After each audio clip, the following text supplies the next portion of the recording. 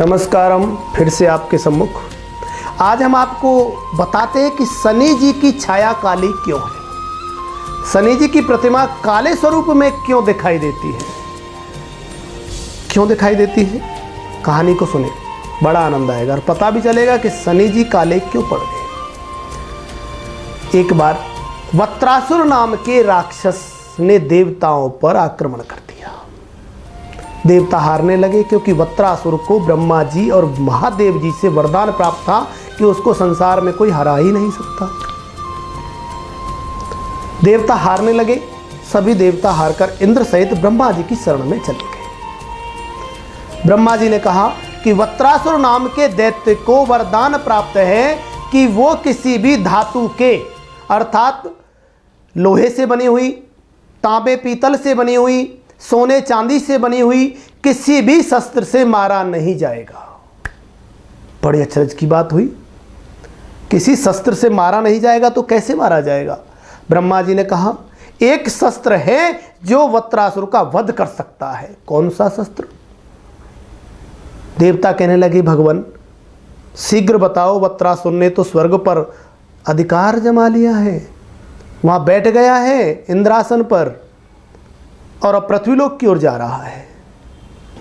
ब्रह्मा जी ने कहा कि कोई भी अनंत काल से शिव की भक्ति करता हो, महामृत्युंजय मंत्र का जाप करता हो, ऐसे महात्मा ऋषि की खोज करो। बृहस्पति गुरु उन देवताओं के जो गुरु हैं उनके मध्य में थे। उन्होंने कहा पितामह, ब्रह्मा जी को पितामह कहा, पितामह एक ऋषि हैं जो अनंत काल से वर्षों से महामृत्युंजय मंत्र का जप कर रहे हैं, उनका नाम है दधीची ऋषि। ब्रह्मा जी ने कहा कि दधीची ऋषि बड़े ही दयालु हैं और परमार्थ के लिए जी रहे हैं, जन कल्याण के लिए यज्ञ करते हैं, जन कल्याण के लिए तप करते हैं, महामृत्युंजय साधक हैं, बहुत बड़े साधक हैं। भक्तों, सभी देवता इकट्ठे हुए दधीची ऋषि के सम्मुख पहुंच गए। ऋषि ने कहा आओ देवगण, आपकी हम क्या सहायता कर सकते हैं, क्योंकि संत और ऋषि तो बड़े दयालु होते हैं। देवताओं ने कहा प्रभु तीनों लोकों में हाहाकार मच गया है। वत्रासुर ने सिंह इंद्रासन पर अधिकार जमा लिया है, पाताल लोक भी वत्रासुर का हो गया है, पृथ्वीलोक की तरफ आ रहा है। दधीची ऋषि ने कहा ये तो बड़े गंभीर विषय है, मैं क्या कर सकता हूं। कि प्रभु हमें पितामह ब्रह्मा जी ने बताया है कि अगर आपकी अस्थियों का, आपकी हड्डियों का वज्र बनाया जाए और उस वज्र से वत्रासुर का वध किया जा सकता है, क्योंकि वत्रासुर किसी भी शस्त्र से मारा नहीं जाएगा। लोक कल्याण का विषय था, जन कल्याण का विषय था। अगर वत्रासुर का वध नहीं हुआ तो तीनों लोकों में दैत्यों का शासन हो जाएगा, तो कहीं धर्म बचेगा नहीं, आस्था नहीं रहेगी, विश्वास नहीं होगा।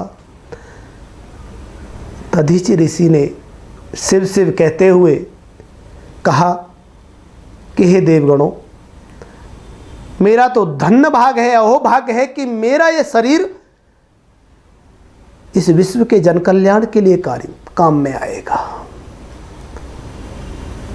देवताओं ने कहा प्रभु आपकी हड्डियां कैसे प्राप्त हों। दधीची ऋषि ने कहा गाय को बुलाओ, गाय अपनी जिह्वा से मेरे शरीर का मांस इन हड्डियों से अलग करेगी और मैं कुछ क्षण में मेरा शरीर से प्राण दूर हो जाएगा, उसके पश्चात तुम हड्डियों से वज्र बना लेना। गाय को बुलाया गया, शरीर से मांस अलग किया गया और जो उनकी रीढ़ की हड्डी थी उससे वज्र बनाया गया। अपने पति का वियोग दधीची ऋषि की पत्नी सह नहीं पाई। एक 3 वर्ष का बालक भी था उनका। वो बालक को पीपल के वृक्ष में खो थी, जगह बनी हुई थी, दीमक लगी हुई थी, वहां बिठाकर अपने पति के सब के साथ, दधीची ऋषि के सब के साथ अग्नि में बैठ गई, अग्निदाह कर लिया, सती हो गई। अब वो 3 वर्ष का बालक अनाथ हो गया। कहते हैं भक्तों भूखा प्यासा उसी पीपर के खो में 3 वर्ष का बालक बैठा रहा। कई दिन बीत गए, कोई देवता उस बच्चे को भोजन कराने नहीं आया, कोई मानव नहीं आया, कोई दैत्य नहीं आया।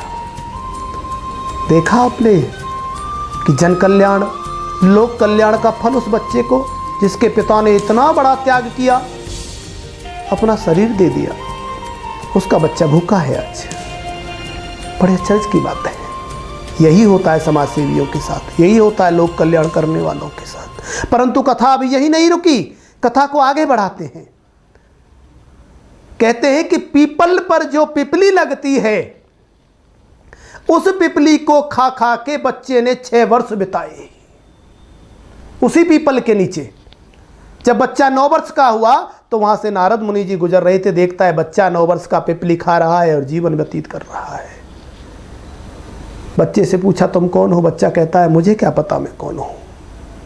देवर्षि ने अपनी दिव्य दृष्टि से देखा, ओहो हो, ये बालक तो परम तेजस्वी, परम सिद्ध महर्षि दधीचि का पुत्र है। उन्होंने उस बालक को शिक्षा देना आरंभ किया और महर्षि नारद उसी वन में, आश्रम में ठहर गए जो ऋषि दधीचि जी का था। पीपल की पिपली खाने से उस बच्चे का नाम नारद जी ने पिपलाद रख दिया। बालक को नारद जी ने ज्ञान दिया। बालक ने घोर तपस्या की, ब्रह्मा जी को प्रसन्न किया। ब्रह्मा जी आए, वरदान मांगने को कहा तो बालक ने पूछा कि हे ब्रह्मदेव, मेरे पिता की कौन सी ऐसी गलती थी, कौन सा ऐसा पाप था कि जिसके कारण उनको जीते जी अपने शरीर की हड्डियां देनी पड़ी? कौन सी ऐसी महादशा थी? क्योंकि नारद जी ने बता दिया था कि तुम्हारे पिता ने अपनी हड्डियां देवताओं को दे दी, उसके पश्चात तुम्हारी मां ने दाह कर दिया। ब्रह्मा जी ने कहा कि तुम्हारे पिता पर शनि की महादशा थी, इसके कारण वियोग हुआ तुम्हारी माता से, तुम्हारे पिता का। ऋषि पिपलाद ने ब्रह्मा जी से कहा कि हे ब्रह्मदेव, हे पितामह, मुझे वरदान दीजिए कि मैं किसी भी देव को बुलाकर, किसी भी मानव को बुलाकर, किसी भी दैत्य को बुलाकर अपनी दृष्टि से भस्म कर सकूं। ब्रह्मा जी विवश थे, वरदान दे दिया कि तथास्तु, ऐसा ही होगा। सर्वप्रथम पिपलाद ने शनिदेव का ही आह्वान कर लिया, क्योंकि उनकी माता से वियोग में शनिदेव का ही हाथ था, शनिदेव की महादशा थी। शनिदेव सम्मुख आए, पिपलाद ने अपनी दृष्टि से उन्हें जलाना आरंभ कर दिया। शनिदेव जलने लगे, पूरे तीनों लोकों में हाहाकार मच गया, क्योंकि शनिदेव सूर्य पुत्र हैं और न्यायाधीश का पद शनिदेव को मिला हुआ है। भक्तों, जब शनिदेव जलने लगे तो देवता दौड़ दौड़ कर आए, ब्रह्मा जी भी आए। उन्होंने देखा कि शनिदेव के पूरे शरीर में अग्नि लगी हुई है। ब्रह्मा जी ने पिपलाद से कहा कि वत्स, ये न्यायाधीश हैं, अगर ये भस्म हो गए तो संसार में न्याय कौन करेगा? ब्रह्मा जी के मनाने पर ऋषि पिपलाद माने।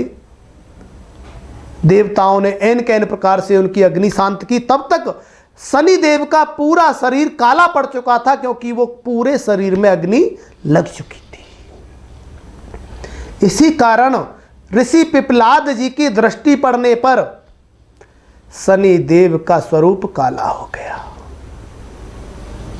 तो भक्तों, ये कहानी नहीं, कथा है, और कथा जीवंत होती है, काल्पनिक नहीं होती, सत्यनिष्ठ होती हैं। इन कथाओं से प्रेरणा लेकर आज हम पूरे विश्व में कह सकते हैं कि हमारा सनातन धर्म सबसे श्रेष्ठ है। अगली कथा को लेकर फिर आपके सम्मुख आएंगे। श्री राधे।